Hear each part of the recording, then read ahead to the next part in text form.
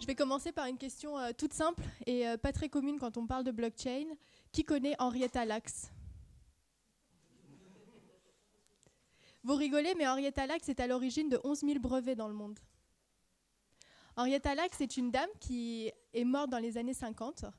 Et cette femme souffrait d'un cancer du col de l'utérus.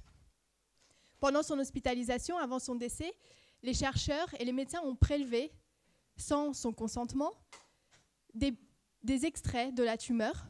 Ils ont fait des biopsies et ils ont utilisé ces cellules pour faire de la recherche. Les cellules de Madame Henrietta Lacks sont les premières qu'on a pu faire proliférer in vitro. Et ces cellules ont par la suite servi à la recherche biomédicale partout dans le monde. À l'heure actuelle, on s'en sert encore. Et comme je l'ai dit, ces cellules sont à l'origine de plus de 11 000 brevets déposés dans le monde. Cette dame est décédée quelques années plus tard dans la pauvreté. Elle n'a jamais su ce qu'étaient devenues ces cellules. Et elle n'a jamais su qu'elle a fait avancer la recherche médicale et qu'elle a fait avancer la science. Ces cellules ont été prélevées sans son consentement. Elle n'a jamais pu tirer parti des bénéfices de la recherche. Et c'est ça qui m'amène aujourd'hui à vous parler de la blockchain. Je reste au pupitre. Alors, la blockchain, c'est quoi? La blockchain, c'est quelque chose de très très simple. C'est des outils qu'on connaît depuis de nombreuses années. C'est une technologie qui se divise en deux parties, pour faire très simple. Un logiciel qui est open source, c'est-à-dire qu'on peut télécharger librement sur Internet, et une interface graphique qui permet à l'utilisateur d'interagir avec le système. Jusqu'à là, tout le monde connaît. La blockchain, c'est une technologie de référencement des données, et c'est là que ça devient un petit peu plus compliqué. À l'heure actuelle, on va stocker les données sur différents supports. On a les disques durs, le cloud, les clés USB. Et en plus de faire ça, avec la blockchain, on va pouvoir les référencer dans un grand registre numérique, un peu comme une feuille Excel sur laquelle on va lister des données. Prenez l'idée d'une bibliothèque. Dans cette bibliothèque, vous stockez physiquement des livres. Et à l'entrée de la bibliothèque, vous avez un registre qui vous permet de voir quelles sont les références que l'on a. Mais vous n'avez pas tout le contenu, vous avez juste les références. Ça, c'est exactement l'idée de la blockchain. C'est un registre sur lequel on liste des références, comme des empreintes numériques d'une information qui est stockée ailleurs. Jusqu'à là, rien de révolutionnaire. Mais c'est là que ça devient plus intéressant. C'est que les informations qui sont stockées sur ce registre ont deux caractéristiques. Premièrement, elles sont chiffrées. C'est-à-dire que c'est une suite de chiffres et de lettres qui ne peuvent pas être compris, à moins d'avoir une clé de déchiffrage. Les informations sont aussi immuables, et c'est là que ça devient extrêmement intéressant, parce que dès qu'on enregistre une référence dans ce grand livre numérique, il est impossible de la modifier ou de la supprimer. Tout ce qu'on peut faire, c'est enregistrer une V2, une V3, une V4, des nouvelles versions de l'information, la dernière version faisant foi, mais toutes celles qui ont été avant sont encore visibles et on ne peut pas les supprimer. Ça permet de tracer l'historique d'une information. Et enfin, la révolution de la technologie blockchain, c'est la dernière, c'est la décentralisation. Tout ce que j'ai dit avant, on peut le faire avec plein d'autres technologies, on n'a pas besoin de blockchain pour le faire. La décentralisation, ça, c'est la nouveauté de la blockchain. Et pourquoi c'est intéressant ? À l'heure actuelle, quand on stocke des informations, on va les stocker sur des supports centralisés. C'est-à-dire que ça va être sur un serveur. Ça va être à un seul endroit. Un point unique qui forcément est vulnérable. Avec la blockchain, on va décentraliser l'information. C'est-à-dire qu'au lieu d'avoir un serveur qui stocke l'information, on va en avoir plein. Imaginez le degré de sécurité si pour avoir accès à l'information, on a deux serveurs et qu'il y a besoin de l'autorisation des deux serveurs pour accéder. C'est plus compliqué. Imaginez si on est 3, 4, 5, 1000 et qu'il faut avoir l'accord de tout le monde pour accéder à l'information. Ça devient extrêmement compliqué, ça devient même infaisable. Ça, c'est le degré de sécurité qu'apporte cette technologie. On a un registre distribué et on ne peut pas modifier les informations une fois qu'elles sont enregistrées. Ce qui est intéressant dans ce registre distribué, c'est que chacun des parties prenantes va avoir des intérêts différents et va avoir une vision des choses qui est différente. Et puisque personne ne peut modifier les informations à sa guise, il va falloir se mettre d'accord. Et quand on se met d'accord, on a tendance à enregistrer la version qui est vraie. Donc on peut faire confiance au système. C'est ce qu'on appelle la confiance by design. Alors tout ça, c'est bien sympa, mais à quoi ça sert ? Ça sert à 4 choses. Et pour comprendre si ça a un intérêt ou pas d'utiliser la blockchain dans votre projet, il faut se poser ces 4 questions. Est-ce que ça rentre dans une de ces 4 cases ? Si ça rentre, alors on peut considérer la blockchain. Si ça ne rentre pas, il y a de fortes chances qu'il y ait d'autres technologies qui répondent un peu mieux aux besoins. Le premier cas d'usage, c'est l'échange d'actifs. Ça, c'est ce qu'on voit avec les crypto-monnaies. C'est des choses qu'on ne voit pas beaucoup en santé pour le moment, mais qui vont venir. Ce n'est pas ce qu'il y a de plus important. Les 3 autres sont beaucoup plus importants et on les voit à l'heure actuelle. Premier, c'est notarisation des informations. Dès qu'on a une information sensible et qu'on veut protéger, on peut l'enregistrer sur une blockchain. C'est toutes les données qui peuvent faire l'objet d'un litige. Par exemple, les consentements.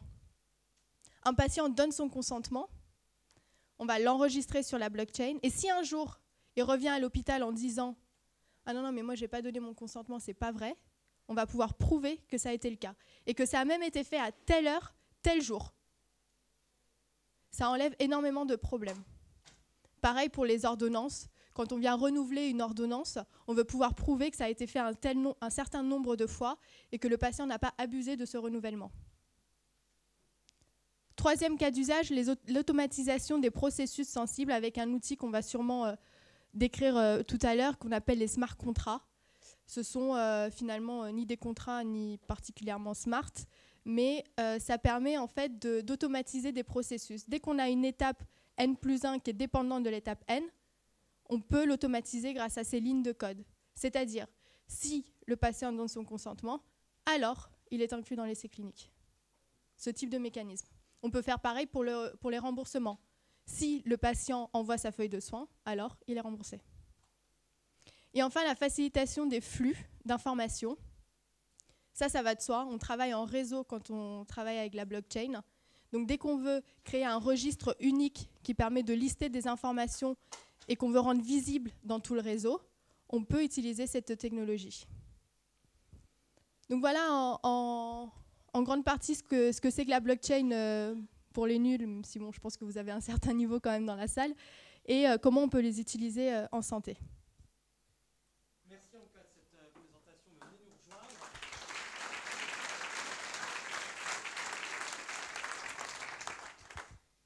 Alors je vais donner le micro, moi je vais rester à la fois, on n'a qu'un seul micro pour cette salle. Donc on va faire de cette manière, vous allez vous passer entre nous. Je me tourne tout de suite après cette présentation vers Christophe Guillot, vous qui travaillez dans les laboratoires Pierre Fabre. En quoi la blockchain c'est une vraie opportunité aujourd'hui pour les laboratoires et pour la recherche que vous menez? Entre autres. La recherche n'est pas le seul bénéficiaire, à mon sens, potentiel. En fait, l'histoire chez nous, elle est basée déjà de premiers contacts avec des patients. Et un peu dans le cas que cité en cas, justement, j'ai monté un data lab il y a 3-4 ans maintenant, et ça pose la question, dans un data lab, il faut des data. D'accord, pas de data, pas d'IA, donc vous avez une chaîne assez logique. Et du coup, j'ai été discuter avec des associations de patients pour voir comment on pouvait travailler ensemble sur ces thématiques-là. J'ai eu la chance d'en rencontrer 4, donc avec le Orange Healthcare Institute en l'occurrence. Et en discutant avec eux, on s'est aperçu qu'ils n'avaient aucun souci à partager leurs données. Mais aucun. Contrairement à ce qu'on pouvait croire à la base, on est des laboratoires pharmaceutiques, pas forcément une bonne image.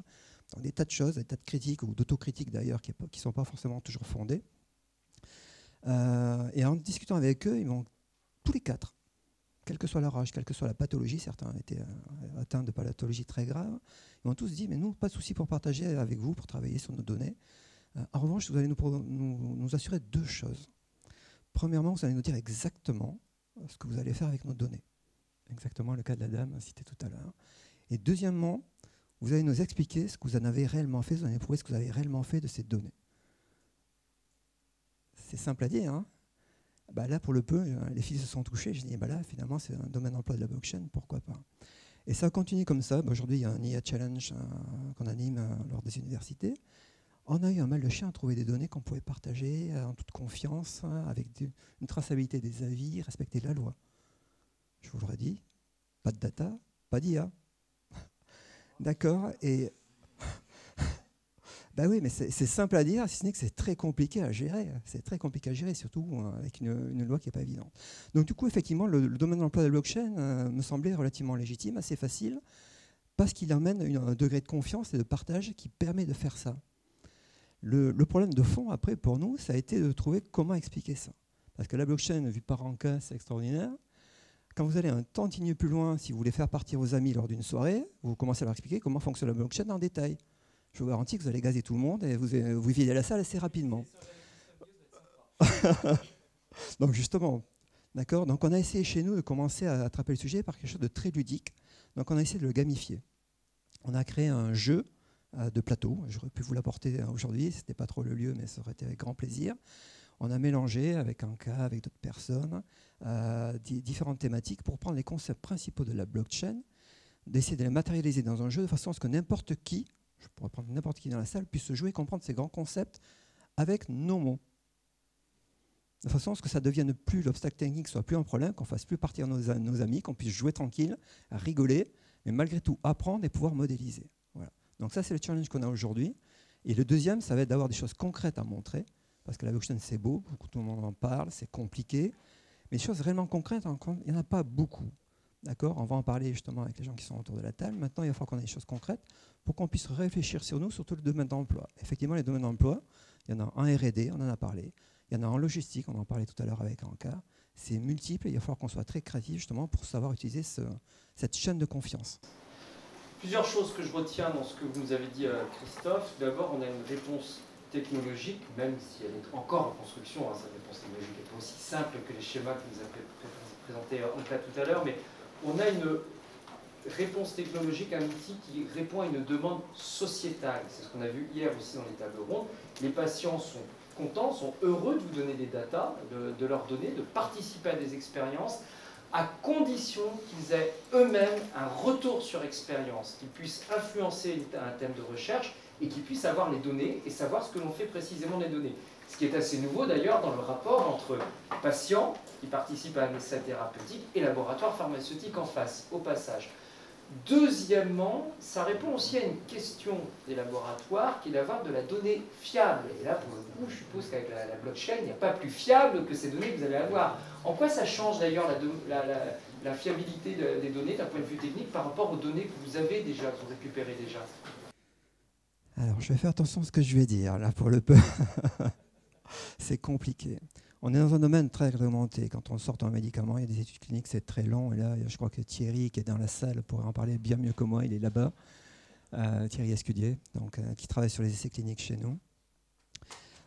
Force est de constater que ces essais passent par de nombreuses phases, de nombreuses mains, sont très longs, et que les données peuvent être détériorées. J'ai dit que je restais très correct aujourd'hui. D'accord. Détériorées par des recopies Par des recopies, par des bêtises, par des intentions. Il y a autant de cas que de personnes ou de contextes. Et des intermédiaires dans les études cliniques, Thierry maîtrise ça bien mieux que moi, sont très très nombreux. Donc force est de constater qu'aujourd'hui, si on devait reproduire certains essais cliniques qui ont été faits, ce qui devrait être le cas de façon permanente, on devrait avoir exactement les mêmes résultats. Sinon, ce n'est pas scientifique. Ce n'est pas assuré sur tous, on va dire. D'accord ? Et ce n'est pas assuré sur tous parce que justement, il y a des déperditions d'informations, il y a des erreurs, il y a des volontés, il y a tout ce que vous voulez. Et ça, aujourd'hui, ce n'est plus admissible. D'accord ? Donc ce type de solution, si on arrive à faire correctement notre travail, va permettre d'éviter ça. Et c'est encore une fois un retour à la confiance, un retour à la fiabilité.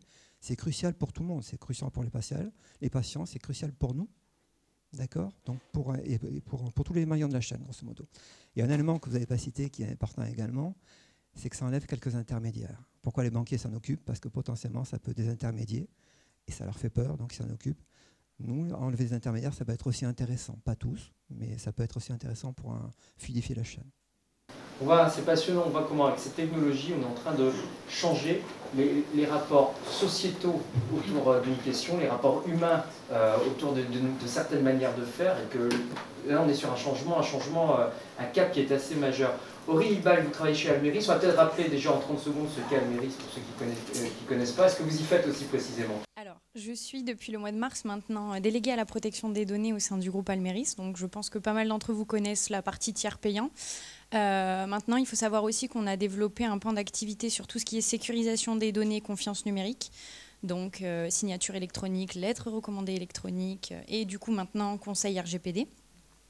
Et je m'occupe du coup de toute la mise en conformité du groupe et de ses entités en parallèle de ma première activité qui est consultant blockchain. Donc c'est ma formation première juridique. Alors justement, la blockchain, est-ce que vous applaudissez de demain comme Christophe à vos côtés, que vous l'attendez avec impatience? Alors je l'attends, maintenant je reconnais que le terme révolution me dérange un petit peu, ça fait un peu trop hype, on va dire, on le voit partout dans les journaux. C'est un petit peu, je suis un peu plus mesurée. Maintenant, on va faire de très très belles choses avec et on va remettre l'individu au cœur de toute la chaîne et c'est vraiment ce qu'on appelle l'empowerment pour utiliser le terme à la mode anglais. Dans quel sens vous voyez l'individu mis au cœur de la chaîne? Alors, comme on disait, les personnes avant disaient « je donne mon corps à la science ». C'est une phrase toute bête, mais on l'a tous plus ou moins dite une fois. Oui, mais pourquoi? Quel retour je vais avoir? Oui, d'accord, j'ai donné mon corps, d'accord. Mais à quoi? Qu'est-ce que ça a fait avancer concrètement? Et est-ce que je peux vérifier? Les gens ont besoin de se dire j'ai été utile. On a une notion maintenant d'utilité dans la société qui change. On a un nouveau paradigme qui va de pair avec cette confiance. Et maintenant, les gens ont besoin de vérifier. On a besoin de transparence. Et c'est justement exactement pour rebondir sur les propos précédents. Les personnes ont besoin de savoir ce qui a été fait avec leurs données. Ils ne sont pas contre de les donner. Maintenant, il faut le faire correctement. C'est justement ça. Là aussi, point de changement de société, les personnes, alors les patients dont on parle aujourd'hui, ont besoin de transparence, ils ont besoin d'aller vérifier ce qu'on a fait pour leurs données. Est-ce que la société est suffisamment mature pour laisser des patients avoir accès à leurs données? Ça reste toujours la même discussion autour du dossier médical personnalisé, des dossiers patients. Quand on voit aujourd'hui les difficultés des patients pour récupérer un dossier médical en hôpital, c'est la croix et la bannière pour y aller sur des dossiers papier, radio ou autres, de là leur dire « hop, on met la blockchain, c'est génial, vous allez voir, les patients vont avoir accès à leurs données immédiatement ». C'est vrai que sur le papier, c'est joli, dit comme ça, c'est magnifique, je reconnais. Maintenant, on est dans une ère où la pédagogie devient de plus en plus présente. Et c'est ce mouvement global qui fera qu'on arrivera à l'imposer petit à petit.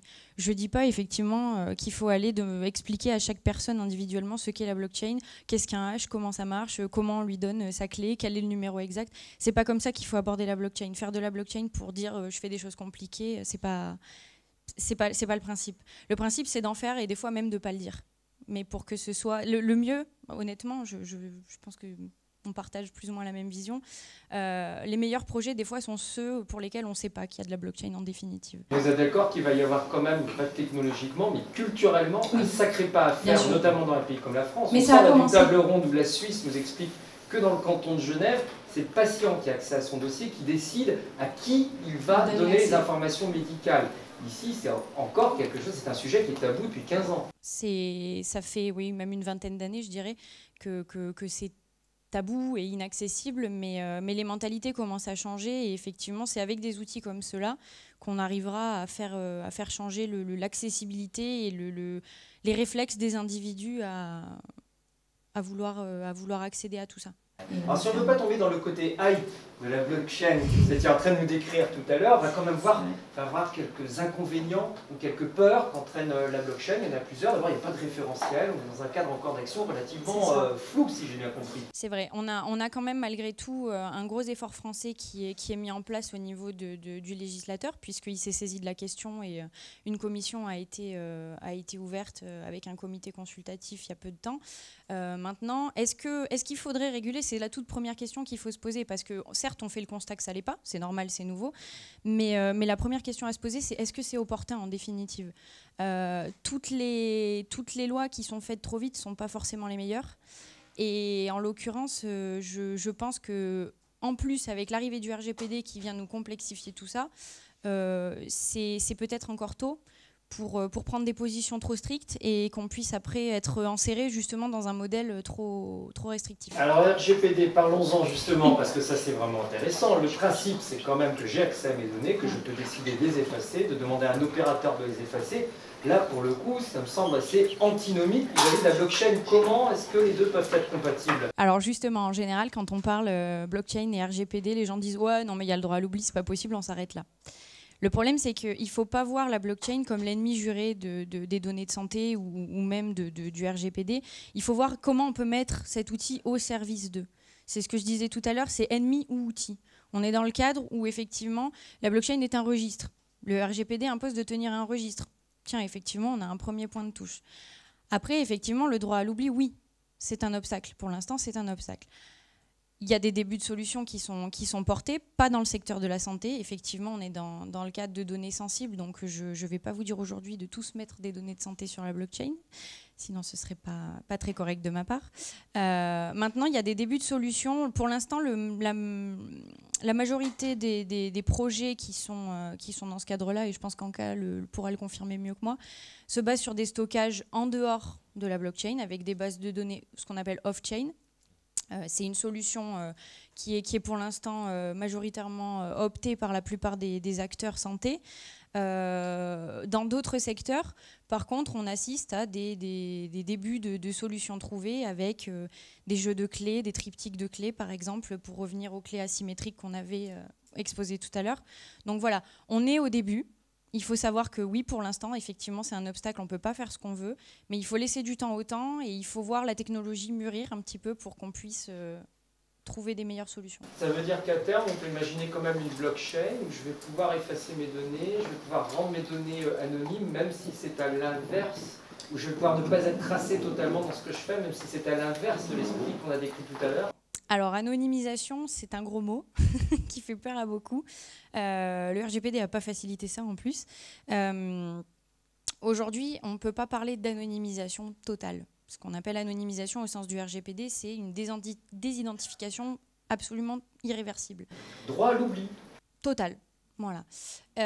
Pour l'instant, sur la blockchain, et ça a été prouvé par des chercheurs en Angleterre sur le cas de la blockchain Bitcoin, on peut remonter aux identités par recoupement. Alors certes, c'est compliqué, mais on y arrive.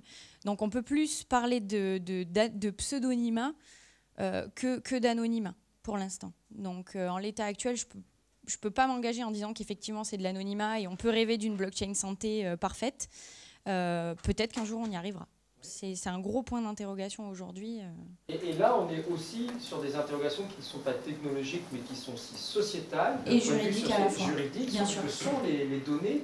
On en a parlé hier soir au débat, ce souhait de conserver ces données, de les protéger. On a d'autres continents, la Chine, les États-Unis, où la blockchain est aussi développée, et pas dans le même but. Là, l'impression peut vendre ces données. Bien sûr, et aux États-Unis, il y a énormément de projets de ce qu'on a, nous, avec le dossier médical partagé, mais version blockchain, où eux, par contre, monétisent tout ça et envisagent de mettre des haches de données de santé. Eux ont beaucoup moins de contraintes pour l'instant. On n'a pas du tout la même conception avec les États-Unis de la protection des données. Et on arrivera en Europe à avoir un système différent ou pas, dans un monde qui est quand même globalisé? La présidente actuelle de la CNIL n'est pas vraiment en faveur de la monétisation des données, ni de la notion de propriété même. Je pense qu'on a encore un peu de temps avant que ça arrive. Mais ça finira... Ça finira par arriver. Par arriver. J'ai pas ma boule de cristal aujourd'hui, mais c'est à prévoir, effectivement. Sécuritairement, j'espère. Jean-Louis Freis, qui est à mes côtés, vous dirigez une start-up que vous avez créée à Toulouse, qui s'appelle Nextstep, Bot Design, sûrement d'utilisation derrière. Vous concevez, on va le dire rapidement, des chatbots, donc des robots conversationnels dans le secteur de la santé. Et vous êtes en train de préparer aussi des produits à base de blockchain. Alors, qu'est-ce que vous faites très concrètement ? Alors, très concrètement, moi j'ai l'habitude de dire que pour mettre en place un projet blockchain, il faut 4 composantes assez vite. Premièrement, il faut un projet qui permet concret, bien sûr, mais qui permet de créer de la valeur, c'est-à-dire faire des économies ou gagner de l'argent. Ça, c'est la première chose. La deuxième chose, c'est qu'il faut une technologie, on y reviendra tout de suite. La troisième chose qui est très importante, un consortium. Et la quatrième chose, il ne faut pas oublier de parler de sécurité parce que la blockchain a aussi, quelquefois, amène des problèmes de sécurité. Alors, le projet concret qu'on est en train de mettre en place, il y en a deux. Un dont je vais parler concrètement, le deuxième, il est un peu plus confidentiel, mais j'en dévoilerai quelques aspects. Le premier, c'est un projet très concret qui est basé sur le consentement des patients qui vont donner leur peau après une intervention chirurgicale, peau qui va être utilisée par des industriels de manière à aller faire dessus des tests ou de dermato ou médicamenteux. Alors l'intérêt de la blockchain dans ce cas-là, c'est quoi? On l'a vu, on parlait tout à l'heure, c'est bien sûr l'automatisation de process très sensibles et la facilitation des flux. Concrètement, ça va se passer comment? Un patient décide, a besoin de se faire opérer, malheureusement, et décide de confier sa peau. Donc là, qu'est-ce qui se passe?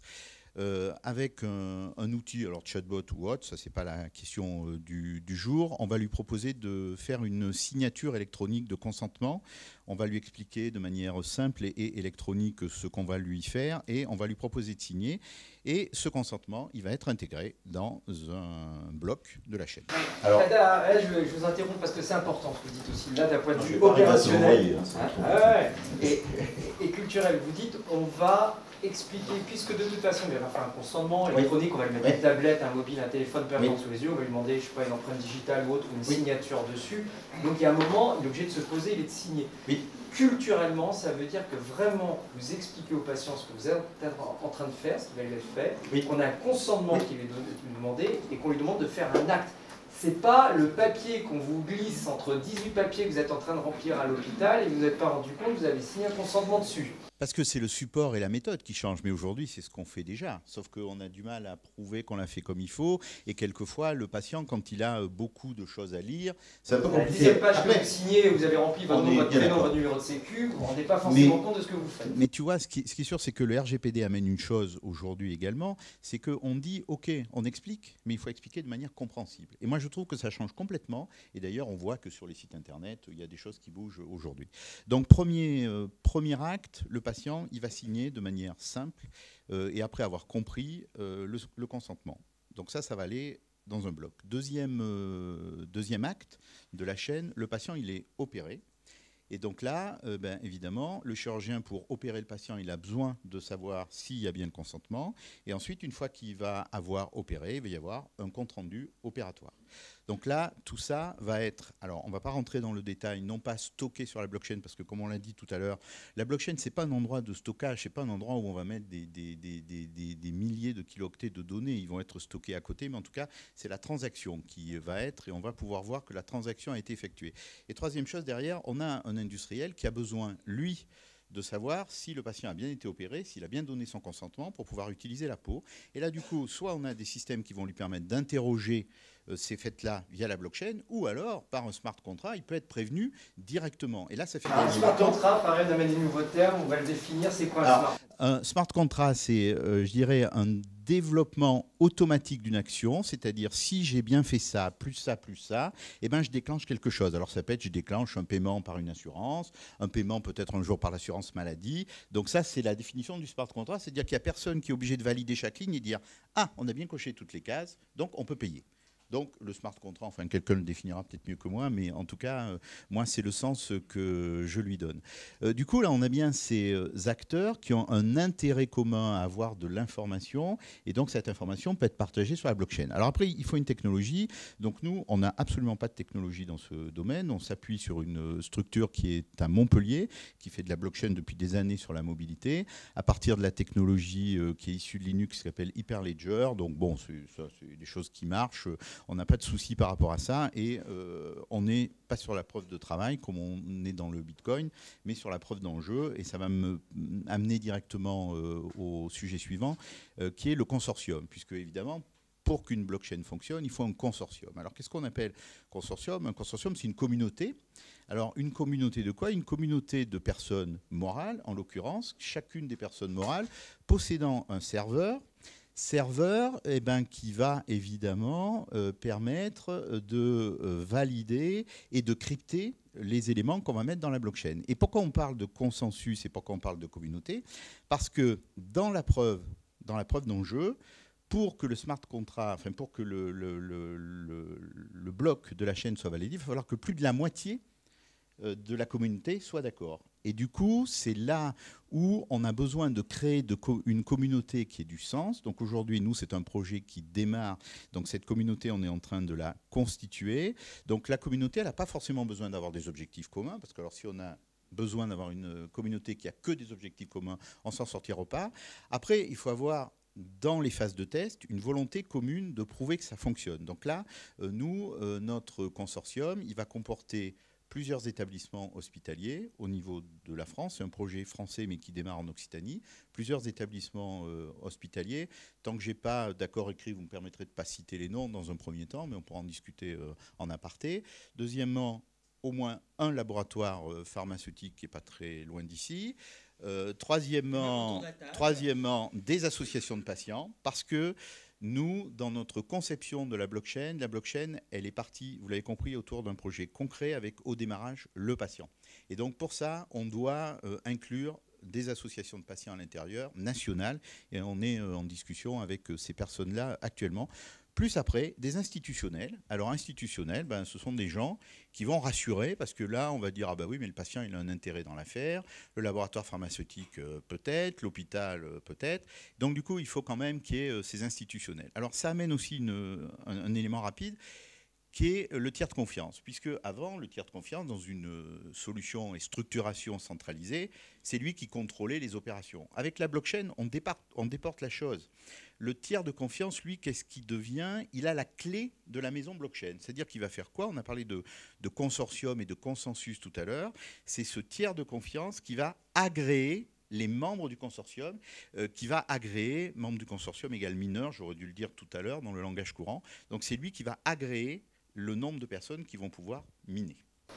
C'est intéressant ce que vous dites d'un point de vue technologique, d'un point de vue éthique, mais je veux dire aussi d'un point de vue business, la manière dont une entreprise fait son business, qui est son but. Vous n'êtes pas dans une structure mutualiste, vous n'êtes pas dans une structure publique, vous n'êtes pas dans une scope non plus, et pourtant ça veut dire que vous allez déporter une partie de votre pouvoir à un consortium qui est autour de vous, qui assure votre crédibilité pour pouvoir mener votre projet à bien, mais qui en même temps peut exercer une force de pouvoir sur vous. À partir du moment où le consortium dit à votre entreprise ce que vous faites n'est pas bon, n'est pas correct, n'est pas ceci, n'est pas cela, ou je ne lui accorde pas ma crédibilité, ou je lui envoie une mauvaise image, c'est tout le business qui tombe. Alors ça, c'est la règle du jeu, bien évidemment, parce que quand on parle blockchain, le maître mot, c'est confiance. Et du coup, un patient ou un chirurgien, il ne va pas avoir confiance en une seule structure, parce qu'on sait que les structures, c'est de la gouvernance, c'est des hommes, c'est de la finance, c'est beaucoup de choses. Aujourd'hui, on le sait. Les entreprises. Bien sûr, c'est de la lourdeur aussi. Donc, du coup, l'objectif, c'est vraiment d'arriver à créer cette confiance. Après, je voudrais dire un petit mot sur la sécurité, très rapidement. Évidemment, quand on parle de blockchain, on parle d'informatique. Donc, dès qu'il y a informatique, évidemment, il peut y avoir des problèmes de sécurité dans la blockchain aussi. Une des énormes différences avec la blockchain et les autres structures, c'est que comme on est décentralisé, si on a des problèmes informatiques, ils vont être, je dirais, cantonnés peut-être qu'à un petit coin. Donc, on a des contagions qui sont peut-être moins importantes. Ça, c'est une première chose. En termes de sécurité, on a l'habitude de dire aussi que dans un consortium, je l'ai dit tout à l'heure, il fallait qu'il y ait la moitié des intervenants qui valident la véracité de l'information, donc le bloc, pour qu'il soit admis dans la chaîne. Du coup, ça veut dire que si on crée une majorité, il ne faut pas qu'à un moment donné, il y ait une majorité qui s'entende et qui prenne le pouvoir. Donc, du coup, on a besoin d'avoir un certain nombre de mineurs de plus en plus important. Donc au départ, moi j'ai dit 10, évidemment, parce qu'on crée la solution, on est en test. Donc après, l'objectif, c'est que tout ça grossisse. Mais en tout cas, il ne faut pas qu'il y ait quelqu'un qui prenne le pouvoir. Donc l'objectif, c'est d'avoir beaucoup de mineurs. Alors, dans cette utopie sociétale et technologique où personne ne prend le pouvoir que vous citez là, il y a quand même un moment où il y a des effets pervers à la déconcentration. On voit bien que les informations ne sont pas centralisées sur un serveur, elles vont être déconcentrées ici ou là. Comment est-ce que vous êtes sûr demain que les informations ne partent pas tout d'un coup sur un serveur, je ne sais pas, en Chine, aux États-Unis ou dans je ne sais quel autre pays, et où on garantit quand même la sécurisation des données? Alors, d'abord, on n'est jamais sûr de rien, mais par contre, on a des solutions pour vérifier que. C'est qu'aujourd'hui, à partir du moment où le consortium va être distribué par un tiers de confiance, on va aller vérifier que l'information, elle ne part pas en Chine ou ailleurs. Si la blockchain est hackée, ça veut dire qu'il y aura peut-être un serveur ou deux qui le seront, mais on a quand même peu de chances que... Alors, la dernière partie de la sécurité, c'est que si un jour le consortium devait s'arrêter, parce qu'aujourd'hui, on est dans l'expérimentation, dans tout ça, on se pose beaucoup de questions. Si le consortium devait s'arrêter, il faut quand même qu'on puisse conserver les preuves des transactions, parce que la blockchain, elle peut s'arrêter et pas aller plus loin. Par contre, dans la santé en particulier, il faut qu'on puisse garder la preuve. Donc ça demande de bien penser à cette maîtrise du passé, de manière à ce qu'on ne perde pas tout. Les RGPD dans tout ça, parce que comment est-ce que vous réussissez à avoir la possibilité d'enlever ces données de la blockchain dans un projet que vous allez commencer rapidement? Alors moi, le RGPD me dérange nullement, mais au contraire, parce que dans la santé, on était déjà un petit peu familiarisé avec tous ces sujets-là.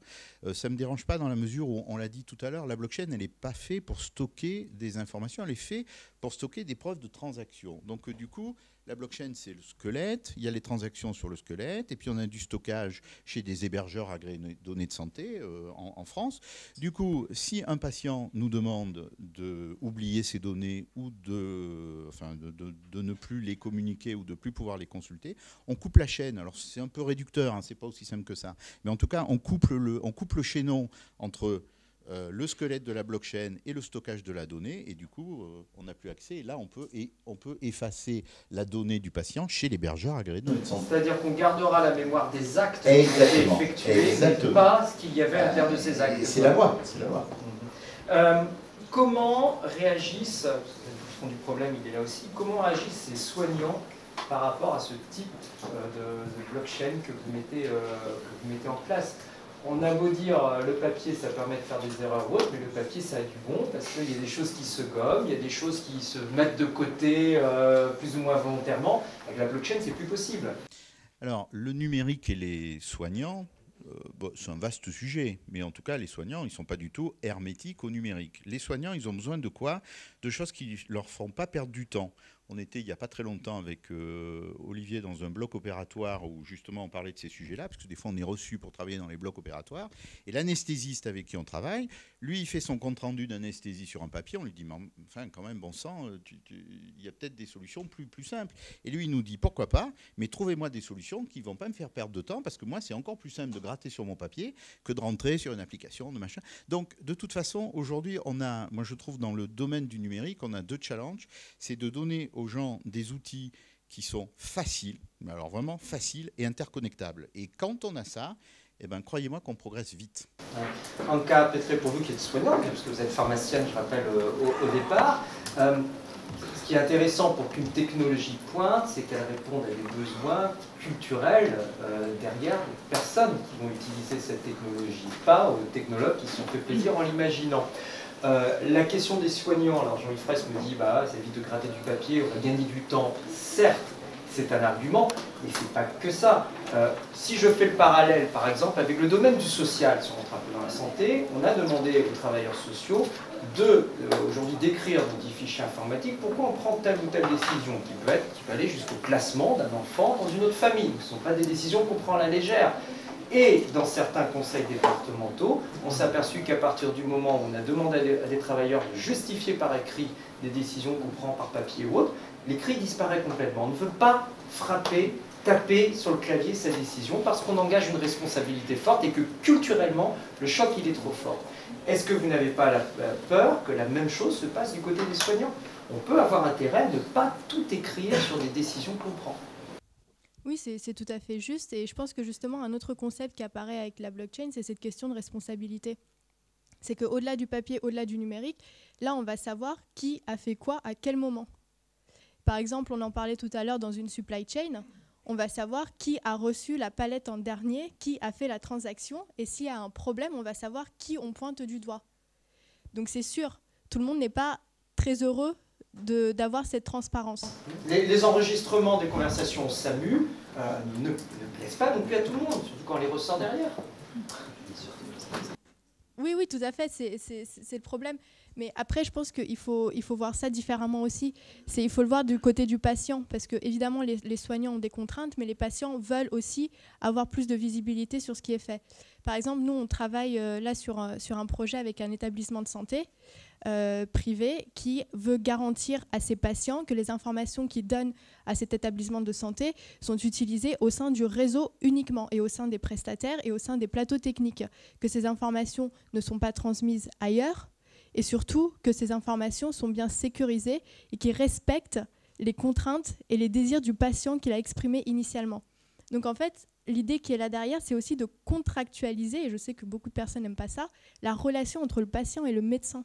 C'est de dire le patient veut telle chose, a telle particularité, même d'un point de vue ethnique. Le patient ne peut pas prendre tel type de produit parce que ça contient X ou Y ingrédients.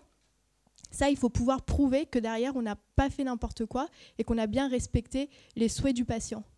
Et tout ça, on va pouvoir le faire, même si je l'entends, c'est compliqué. Et c'est vraiment un changement de paradigme. On ne voit plus les choses de la même manière. Mais je veux dire, la transparence, elle se fera avec ou sans, finalement, l'accord de tout le monde. Xavier Schneider, vous êtes pharmacien, si vous vouliez réagir. Oui, je veux réagir effectivement. En tant que pharmacien d'officine, la confiance est un élément primordial et clé de la relation entre nos patients et l'ensemble du corps médical. Et donc, sans traçabilité, pas de confiance, j'ai envie de dire. Comment, je dirais, prouver qu'en tant que pharmacien, on a bien rempli nos obligations de résultats et de moyens? Comment est-ce que le médecin peut prouver qu'il a bien rempli ses obligations de moyens, qu'il a mis tout en œuvre pour diagnostiquer au plus juste la maladie, sans pouvoir être sûr du diagnostic? La médecine reste quand même un art, hein. En tant que pharmacien, nous, par contre, nous devons, je dirais, prouver qu'on a fait notre travail correctement. Et je dirais, on le fait déjà, en fait. On n'a pas attendu la blockchain pour le faire. Je dirais, ça fait déjà des centaines d'années qu'on le fait. On a des registres aussi, bien sûr. Donc, je dirais, là-dessus, il ne faut pas avoir peur de cette responsabilité. Je dirais même, c'est le fondement, finalement, des professions libérales. Je pense que, comment dire, Henri Libet, en tant que juriste, acquiescera aussi de ce fait. Mais admettez tout de même qu'il va y avoir un changement. Il y a aujourd'hui un fossé culturel qui va être très important. Et si vous voulez réussir à imposer des réflexions, des manières de procéder type blockchain, il va y avoir un sacré changement culturel à mettre en place du côté des hôpitaux. Le nombre de tables rondes qui ont été faites ici avec des patients qui expliquent le parcours, la manière pour avoir accès à leurs données hospitalières, à leur registre hospitalier, témoignent que c'est pas si simple du côté des soignants. On fera les questions, promis, on les fait après. Hein. Justement, on est dans cette session de débat. Je sens que ça rechauffera là pour y aller. C'était très bien. Mais voilà, on pose ces questions culturelles puisque la technologie, c'est aussi des pratiques culturelles derrière. Allez-y. Et je me permets de réagir aussi, le soignant est patient. Oui. Le soignant est patient. Donc, en général, d'ailleurs, quand le soignant devient patient, il y a une vision qui change. Voilà, bizarrement, quand on passe du côté obscur, la logique devient différente et on se dit effectivement, si j'avais pu avoir ça pour moi, ça aurait été plus sympa. Je rebondis sur ce que disait Xavier. En termes de litiges, aujourd'hui, les litiges en termes d'erreurs médicales, parce qu'on est aussi dans ce scope-là, c'est très, très, très compliqué. C'est des contentieux longs, c'est des contentieux éprouvants. La personne ressouffre pendant des années et des années des pathologies, de l'erreur qui a été commise. Ça serait aussi un moyen d'accélérer ces contentieux-là et de finalement, toujours encore une fois, remettre le patient au milieu et de lui faciliter la tâche. Certes, c'est au détriment de l'aide-soignant qui devra faire quelques démarches de plus ou qui devra engager sa responsabilité. Mais en soi, aujourd'hui, on passe par des années d'expertise et on arrive au même résultat. Donc, oui, je vais aider monsieur, je pense qu'il fait partie d'un hôpital. À vue de nez, hein. Non, on travaille justement avec un gros centre hospitalier universitaire de la région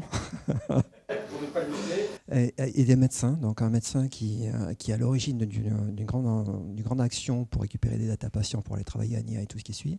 Et il est le premier à dire, on en revient encore à la notion de confiance, que si les patients à qui on demande les choses n'ont pas confiance et conscience de ce qu'ils donnent, il n'arrivera pas à avoir un bon résultat.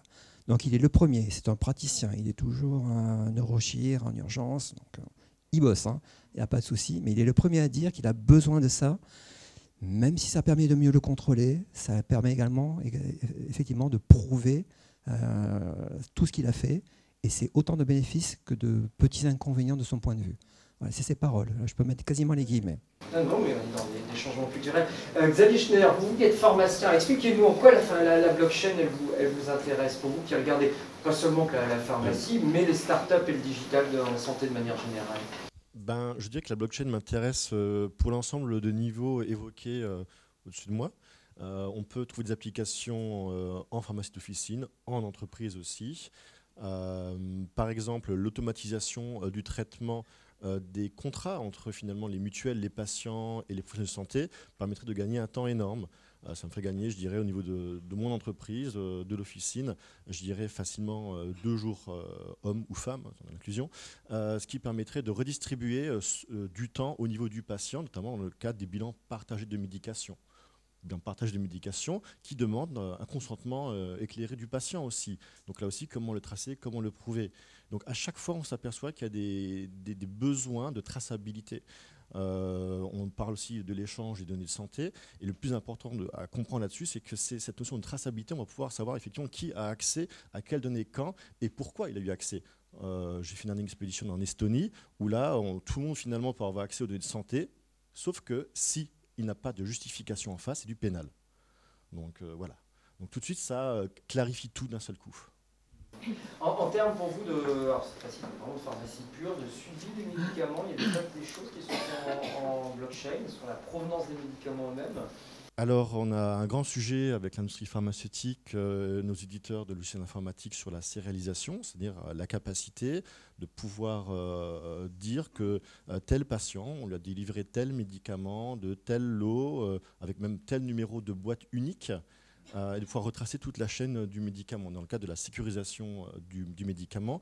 Et là, on s'aperçoit que au niveau mondial, la contrefaçon représente 900 milliards d'euros. Donc c'est effectivement une industrie malheureusement du crime énorme qui tue des dizaines de millions de gens chaque année. Et c'est pour ça que l'industrie pharmaceutique s'est penchée sur cette question-là. Néanmoins, donc c'est quelque chose qui va rentrer en action en février 2019.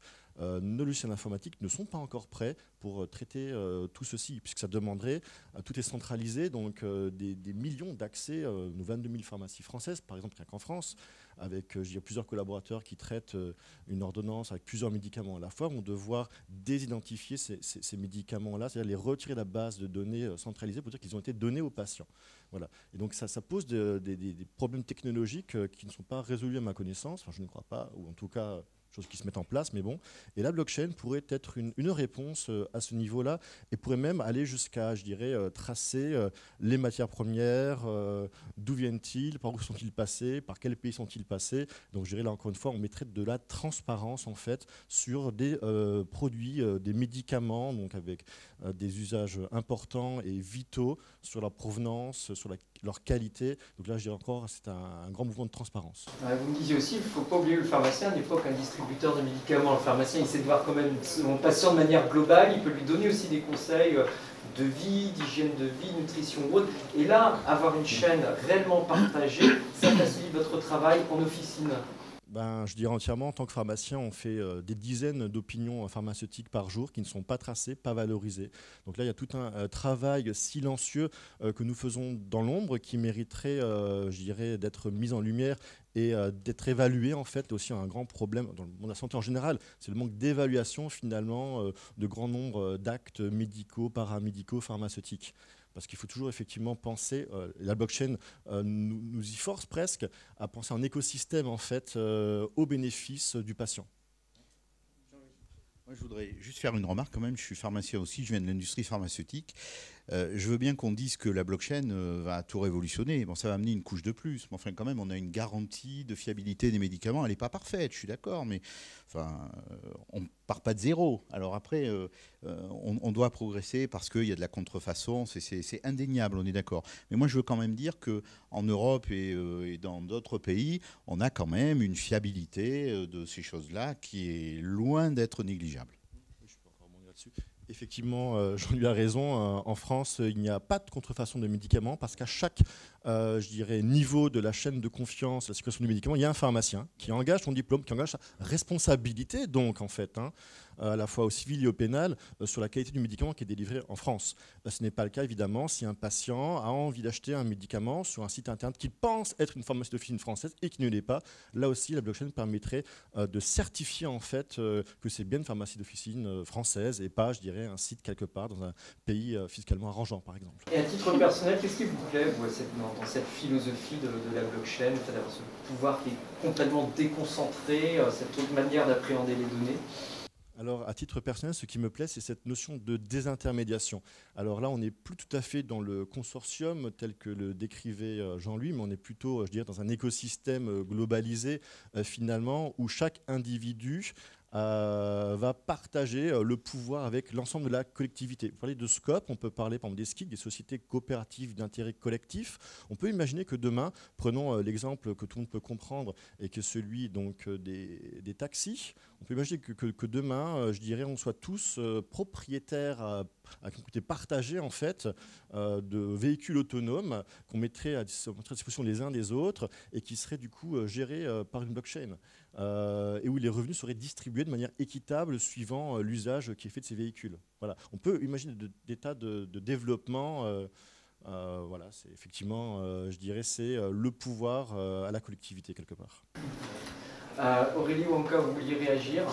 Juste sur le point des SCIC, pour ceux qui sont montpelliérains, je ne sais pas s'il y en a dans la salle, mais Montpellier est très actif sur ce sujet.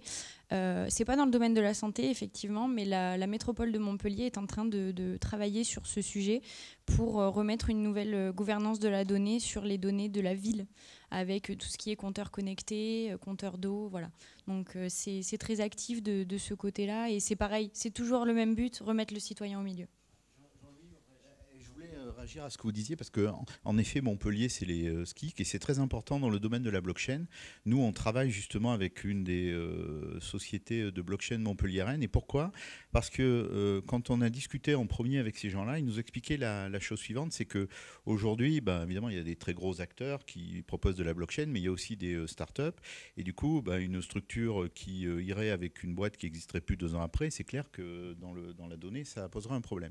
Et justement, ces sociétés de blockchain, start-upeuses ou autres montpelliéraines sont en train de créer un écosystème au travers d'une SIC pour que s'il y avait une défaillance de l'un, elle soit compensée par les autres. Et je trouve qu'à ce stade-là de la mise en œuvre de cette technologie, c'est des initiatives qui me parlent beaucoup.